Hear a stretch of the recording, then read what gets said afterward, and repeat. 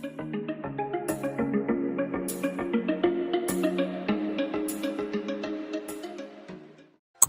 guys, welcome back to my channel. I hope you all are doing good. My name is Ashika and I welcome you all to my channel. So guys, before getting into today's study vlog, I just want to tell you all about a very important thing. So guys, अगर आपने प्रशांत भैया की recent वाली video देखी होगी, so you got to know about one book that he and Nigrasa has launched recently, that is प्रयास. अब अगर मैं आपको उस बुक का ओवरव्यू दूँ, उन्होंने बताया था कि उस वाली बुक में ना उन्होंने पूरा का पूरा ट्राई किया है कि आपको बोर्ड्स का एक्सपीरियंस मिल सके एंड आपकी जो बोर्ड्स के लिए प्रिपरेशन है वो और ज़्यादा अच्छी हो सके.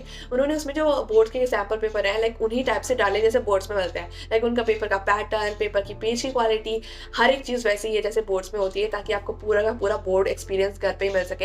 एंड ऑल्सो उन्होंने उसमें प्रोवाइड किए आंसर शीट्स ताकि आप उन सारे सैम्पल पेपर्स को उन्हीं आंसर शीट पर सॉल्व कर सको. एंड OMR भी है उन आंसर शीट्स में ताकि आपकी OMR की प्रैक्टिस भी हो सके. ओके गाइस, तो उन्होंने उसमें बताया था कि उन्होंने टोटल 8 सेट है उसके अंदर एंड हर एक सब्जेक्ट के 2-2 सेट है. 4 सब्जेक्ट है, English, maths, science and SST. तो हर एक सब्जेक्ट के 2-2 सेट्स हैं. तो आपको अगर आप हर एक दिन एक सेट भी सॉल्व करते हो ना, तो आपके 8 दिन के अंदर सारे के सारे जो सैम्पल पेपर्स उन्होंने प्रोवाइड किए हैं वो सारे के सारे कंप्लीट हो जाएंगे. एंड हमारे पास 10 दिन के अराउंड बचे हैं, तो हम आसानी से कर सकते हैं. तो उन्होंने ये बोला था अगर आप अभी के टाइम पे भी उसको बाय करते हो उस वाली बुक को, so it will be a very benefitable for you all, क्योंकि इसमें सबसे पहले तो मोस्ट लाइकली क्वेश्चंस हैं. उन दोनों सैम्पल पेपर्स में आपको क्या मिलेगा ना, जो ऐसे क्वेश्चन जो कि ज़्यादा रिपीट होते हैं या फिर ज़्यादा इंपॉर्टेंट है from the boards point of view, तो ये सारी चीज़ें उस बुक में होंगी. And guys I just want to tell you all about that book. इसमें क्या क्या चीज़ें हैं I want to show you all. So guys I guess let's get into that video and let's see कि उस book में क्या क्या चीज़ें हैं. Let's go. Okay guys, so now let us get into this book. तो सबसे पहले इस बुक के साथ मेरे को मिला था ये एक blue ball point pen. And अगर हम इस बुक की बात करें तो इसके अंदर आपको मिलेंगे 8 CBSE most likely sets with answer writing sheets. And इसके अंदर ना 2 सेट्स पर सब्जेक्ट हैं एंड ऑल्सो 8 आंसर शीट्स हैं, क्योंकि टोटल 8 सेट है तो इसलिए 8 आंसर शीट्स हैं एंड 8 मार्किंग स्कीम चार्ट्स भी हैं. अब अगर आपको अपने आंसर को चेक करना है तो आप देख सकते हो कि आपको कौन से पॉइंट के लिए कितना मार्क्स आपको देना है. एंड इसमें 3R टाइम मैनेजमेंट टेबल भी है ताकि आप देख सको कि आपको हर एक सब्जेक्ट के लिए कितना किस टाइप से टाइम मैनेज करना है. So if you get into this book, तो अगर हम देखिए सबसे पहले हमारे पास आ जाता है कंटेंट्स. तो अगर हम इसको स्किप करके इधर चलते हैं तो यहाँ पे आपका टाइम मैनेजमेंट टेबल है. इसमें आपको पता चल जाएगा कि आपको साइंस में सेक्शन ए के लिए कितने मार्क्स टाइम देना है, सेक्शन बी के लिए कितना टाइम देना है. एंड इसमें रिवीजन के टोटल 20 मिनट्स हैं हर एक सब्जेक्ट में. अगर आप देखो लाइक सोशल साइंस के लिए हमें इतना मिनट नहीं चाहिए होता, तो सोशल साइंस का रिवीजन टाइम है 15 मिनट्स एंड इंग्लिश में रिवीजन टाइम है 10 मिनट्स. तो इस तरीके से पूरा मैनेज है. एक बार आप इसको ओवरऑल लुक ले सकते हो कि आपको किस टाइम से हर एक सब्जेक्ट के लिए टाइम मैनेज करना है. अगर हम चले नेक्स्ट चीज़ पे, जो कि हमारे पास आ जाते हैं इनके प्रॉपर सेट्स. एंड यहाँ पे also I just forgot this one thing कि how to fill the OMR sheet के यहाँ पे एग्जाम्पल है ताकि आपको बोर्ड्स में टाइम वेस्ट ना हो. एंड यहाँ पे एक बार आप ओवरव्यू ले लो कि कैसे फिल करना है ताकि आप बोर्ड्स में जाके जल्दी जल्दी से इसको फिल करके साइड में रख सको. ओके गाइस, ये रहे हमारे सेट्स. एंड गाइस, जब मैंने इस वाली बुक को खोला था, so literally this is so much fascinating. देखो मेरे पास है ना, मैंने किसी से मांगे थे प्रीवियस ईयर के क्वेश्चन पेपर्स, तो एग्जैक्टली सेम पेपर था. लाइक इसका जो ओवरऑल लुक है, पैटर्न है, बिल्कुल सेम था. इवन ये जो फॉन्ट यूज किया गया है, ये इंक यूज की गई है, this was all exact same. And also जो पेपर क्वालिटी है ना, वो भी बिल्कुल सेम थी. अगर मैं आपको अगली वीडियोस में आगे वीडियोस में दिखा दूंगी कि मेरे पास जो प्रीवियस ईयर वाले बुकलेट है जो क्वेश्चन पेपर्स हैं बोर्ड के, वो कैसे हैं. These are exact same literally. अगर मैं आपको इसको अंदर से दिखाऊं तो बिल्कुल सेम फॉर्मेट में हर एक चीज़ दी हुई है. So it was literally nice. And इसमें सारे मोस्ट इंपॉर्टेंट क्वेश्चन है, मोस्ट लाइकली क्वेश्चन है. So guys you all can go for that. तो ये देखो, ये रहा हमारा set number 1 for science and this is यार set number 2. And for maths का standard 1 we have here 2 sets. And इसमें बेसिक जिन्होंने लिया है उनके लिए बेसिक लिए यहाँ पे 2 प्रॉपर सेट्स हैं. अगर आपके पास स्टैंडर्ड है तो स्टैंडर्ड वाले प्रैक्टिस करें ना, बेसिक है तो बेसिक वाले. उसके बाद हम आते हैं नेक्स्ट पे, जो कि हमारा इंग्लिश लिटरेचर. इसमें भी हमारे पास 2 सेट्स हैं. एंड उसके बाद आते हैं हमारे पास लास्ट चीज जो कि है social science. So here we have 2 sets for that to.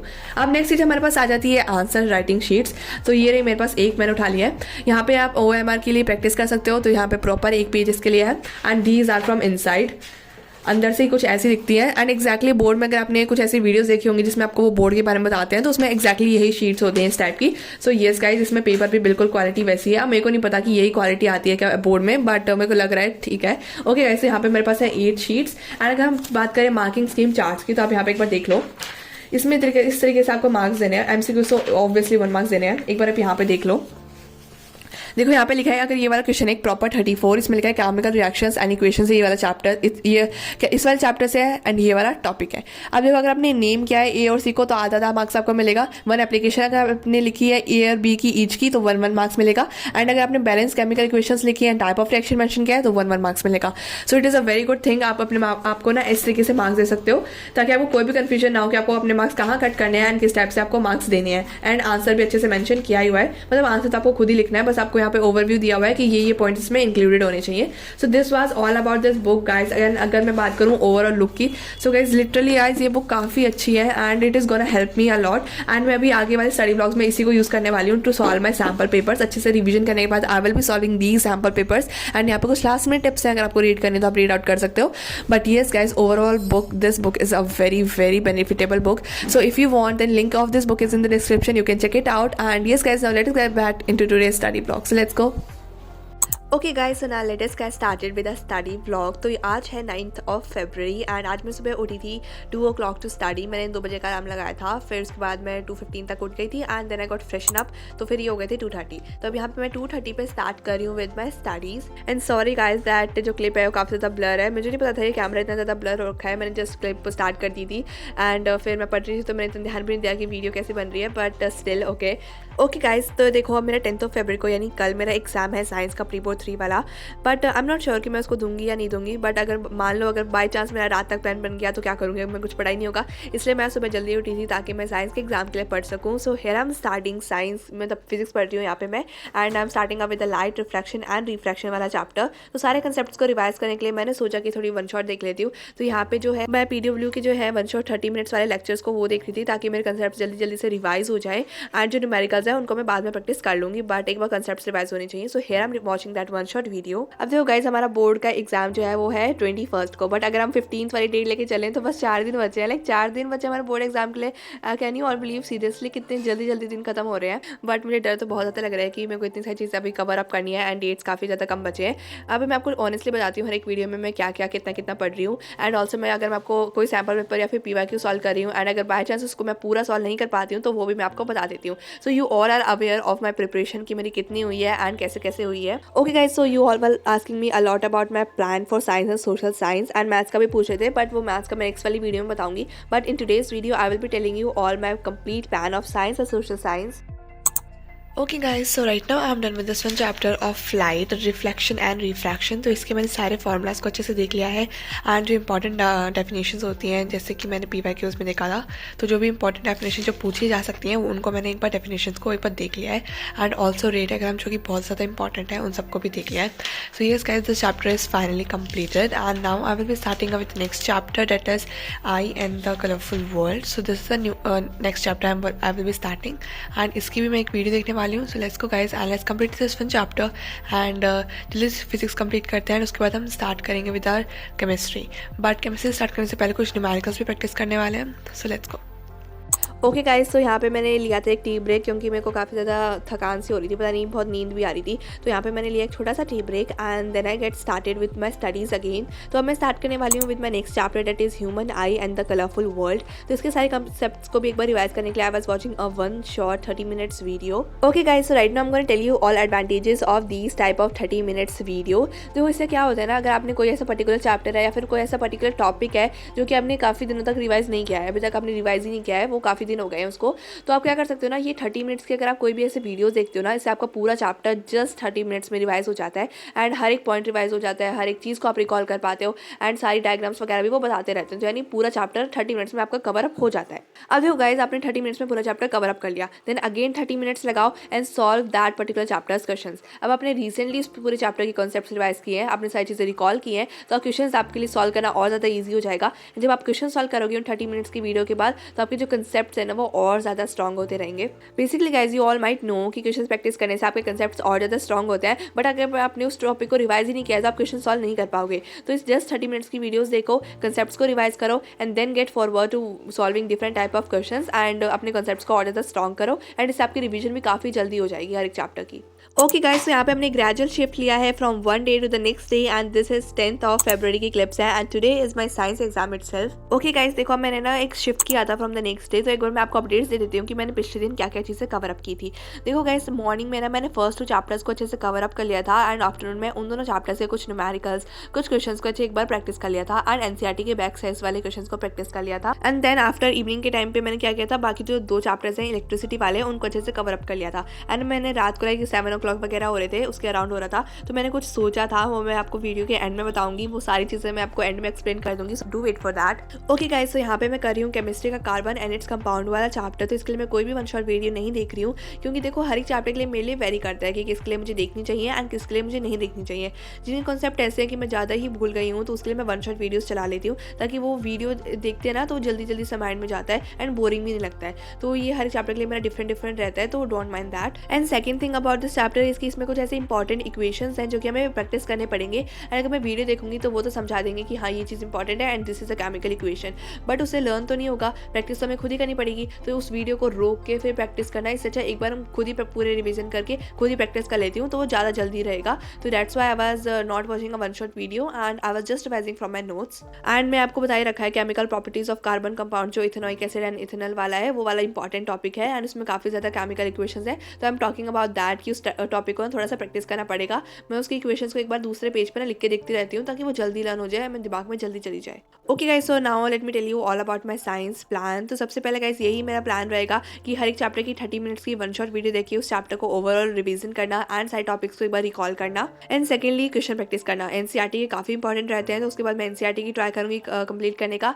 And then I will be solving sample paper side by side, क्योंकि अब मैंने टॉपिक्स रिवाइज कर ही लिया है। अगर मैं बाई चांस एनसीईआरटी नहीं सॉल्व कर पा रही हूँ तो सैम्पल पेपर भी सॉल्व कर सकती हूँ, क्योंकि मेरे टॉपिक्स जो है वो रिवाइज्ड है। एंड ऑल्सो गाइस डायग्राम बहुत इंपॉर्टेंट है, तो प्रशांत भैया ने जो स्पेसिफिकली डायग्राम्स के लिए एक वीडियो डाली है, I am gonna watch that video and उसके साथ साथ डायग्राम्स की प्रैक्टिस करूंगी, जिससे डायग्राम भी अच्छे से प्रैक्टिस हो जाए। ओके गाइस, तो यहाँ पे मैं कर रही हूँ बायोलॉजी, क्योंकि मैंने जल्दी से अपनी केमिस्ट्री कंप्लीट कर ली थी एंड मैंने जो लाइव प्रोसेसेस वाला चैप्टर है ना उसकी वन शॉट वीडियो देखी थी, बट मेरे पास एक ही फ़ोन है रिकॉर्ड करने के लिए एंड वीडियो देखने के लिए भी, तो मैंने वो वाली क्लिप रिकॉर्ड नहीं की because I was watching one shot video in my phone. So यहाँ पे मैं जो चैप्टर कर रही हूँ वो है रिप्रोडक्शन वाला चैप्टर एंड इसके लिए मुझे कोई पर्टिकुलरली वीडियो अगर मैं देखती हूँ तो काफ़ी ज़्यादा टाइम ले लेता। आई नो कि 30 मिनट्स की वीडियो है, बट अभी देखो मेरा आज एग्जाम है और मुझे सारे चैप्टर्स को रिवाइज करना है, तो टाइम तो बहुत ही कम बचा हुआ है। तो मैं सोचा कि अगर मैं खुद रीड आउट करके सारे चीज़ों को रिवाइज करूँ तो वो और जल्दी हो जाएगा। सो दैट्स वाई मैंने सोचा कि ये वाले चैप्टर के लिए कोई भी वैसे वीडियो नहीं देखने वाली हूँ। आई will be just reading this chapter and revising this chapter all bye my self. Okay guys, तो यहाँ पे ना अराउंड टाइम हो गया था 4 o'clock एंड मेरे पास बस 1.5 आवर बचा है पूरी बायोलॉजी कंप्लीट करने के लिए। लाइक आई गेस 4 o'clock नहीं हो रहा था, यहाँ पे ना 4:30 के अराउंड हो गया था। हाँ, तो मेरे पास एक ही घंटा बचा था सारी चीज़ों को कवर अप करने के लिए। So here I was completing and revising all the things and यहाँ पे मैंने स्टार्ट कर दिया है with the next chapter that is heredity. तो इसको भी मैं जल्दी जल्दी से ऐसे ही अपने नोट्स को रिवाइज करके कंप्लीट करूँगी, क्योंकि वीडियो देखने का टाइम हमारे पास बिल्कुल भी नहीं है। So here I was revising all the chapter of heredity and इसके बाद आर इन्वायरमेंट भी है, तो उसको भी मैं ऐसे रिवाइज करने वाली हूँ। अब मैं आपको जल्दी जल्दी से बता देती हूँ कि मेरी सोशल साइंस की स्ट्रैटेजी क्या रही है। तो देखो गाइज, मेरे को आपको पता ही है कि मेरे को सोशल साइंस सब्जेक्ट बिल्कुल भी नहीं पसंद है। तो मेरे पास ज्योग्राफी कंप्लीट करने के लिए मेरे पास शोभित भैया के नोट्स है एंड वो सारे नोट्स तो मैं नहीं पढ़ती हूँ, बस 3 इंपॉर्टेंट चैप्टर्स है जिससे लॉन्ग क्वेश्चन बन सकते हैं, तो उन तीनों चैप्टर को मैं और अच्छे से पढ़ लेती हूँ, बस उससे मेरा हो जाता है।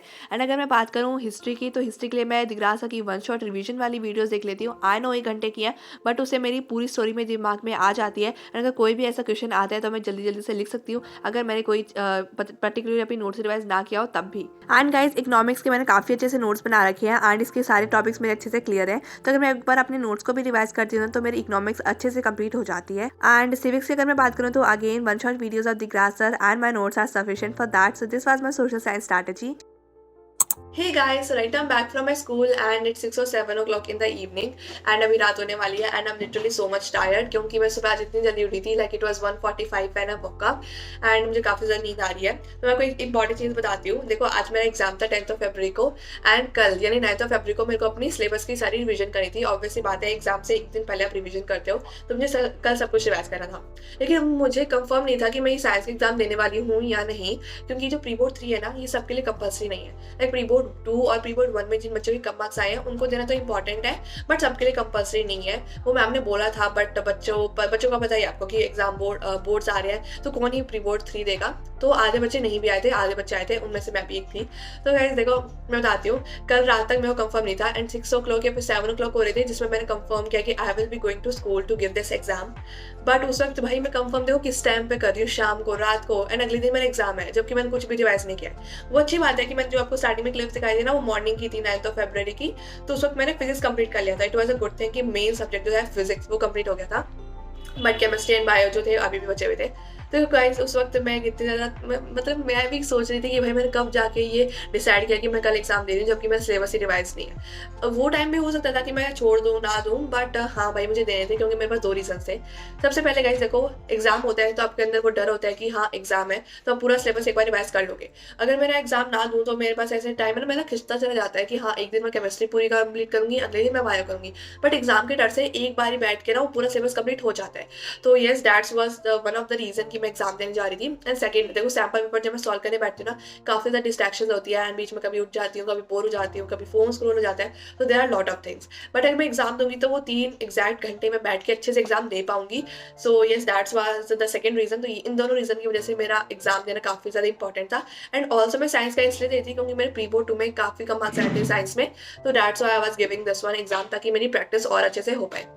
ओके गाइस, सो अब मैंने एक और एग्जाम देने वाली हूँ मैथ्स का, जो कि है मंडे को। So I will going to school on Monday too, and मैं मैथ्स का एग्जाम दूंगी। एंड 16th को भी मैं स्कूल जाऊंगी, क्योंकि उस दिन हमें अपना एडमिट कार्ड मिलने वाला है। एंड उस दिन हमारा इंग्लिश का एग्जाम है शायद से, मुझे पक्का नहीं पता, बट आई गेस इंग्लिश का ही है। तो मुझे उसके लिए भी तैयारी करनी है। So these are the 2 days I will be going to school, and उसके बाद बस बोर्ड्स में जाएंगे सीधा। ओके गाइस, अब मैं आपको बता देती हूँ कि हाउ वाज माय एग्जाम। अब एग्जाम पेपर कुछ भी समझ नहीं आ रहा था कि कैसा था, क्या वो इजी था, क्या वो हार्ड था। बट काफ़ी बच्चे बोल रहे थे इजी था काफ़ी ज़्यादा, तो हाँ इजी था। अरे हो गए, जब मैंने अपना पेपर लिखा and I was on the end of the paper, and मैं बीच में 3-4 क्वेश्चन छोड़ दिए थे क्योंकि I was in sure about the answer. तो मैंने सोचा पूरा पेपर अच्छे से कंप्लीट कर लेती हूँ जितना आता है, उसके बाद इन पे थोड़ा सा लाइक ब्रेन वगैरह दिमाग वगैरह लगा के अच्छे से लिखूंगी। तो जब मैंने पूरा पेपर किया एंड बीच में थोड़े से क्वेश्चन बचे हुए थे, तो जब मैंने सोचा अभी तक मैंने क्या लिखा है, क्वेश्चन पढ़ के मैंने आंसर तक लिख दिया है, पेपर के लास्ट तक पहुंच गई, लेकिन मुझे यही नहीं पता कि मैंने सारे आंसर्स में लिखा क्या है। मेरे दिमाग में ऐसा लगा यार भाई ये पेपर तो गया, कुछ समझ ही नहीं आ रहा मैं क्या लिखा है। मेरे को लगा बस ये मेरे साथ हो रहा है। लेकिन जब एग्जाम कंप्लीट हुआ एंड मैंने मेट माई फ्रेंड्स एंड मैंने उनसे बात की, तो देवर भी लाइक उनको भी ऐसा लग रहा था कि वो क्या लिख रहे हैं। लाइक क्वेश्चन ही ऐसे थे एंड उनके आंसर्स लाइक उनको पता था क्वेश्चन में क्या पूछ रहे हैं एंड हमें क्या क्या चीज़ें लिखनी है। बट जब हम लिख रहे थे लाइक नहीं समझ आ रहा था क्या लिखना है। एंड यस गाइस, और जब केमिस्ट्री वाले मैम ने हमारे आंसर जो से सारे डिस्कस किए, तो केमिस्ट्री के मेरे most of the answers correct थे। अब वो नहीं पता कि चेकिंग के टाइम पे मैम क्या करेंगी, but most of the answers correct थे। लेकिन तब भी हमें नहीं पता चला कि हमारा एग्जाम अच्छा गया या गंदा गया। पता नहीं भाई प्री बोर्ड 3 एग्जाम कैसा था, बट ओके हमने दे दिया तो दे दिया, बस खत्म। अब क्या करेंगे इसके रिजल्ट का, वैसे भी बोर्ड आने वाले हैं। Okay guys, so this was all about my exams and next exam में कौन सा देने वाली हूँ मैंने सब कुछ आपको बता दिया है। Okay guys, so this was for today's video. I hope you all enjoyed it a lot. I will meet you all in my next video. तब तक के लिए tata bye bye, take care and keep studying.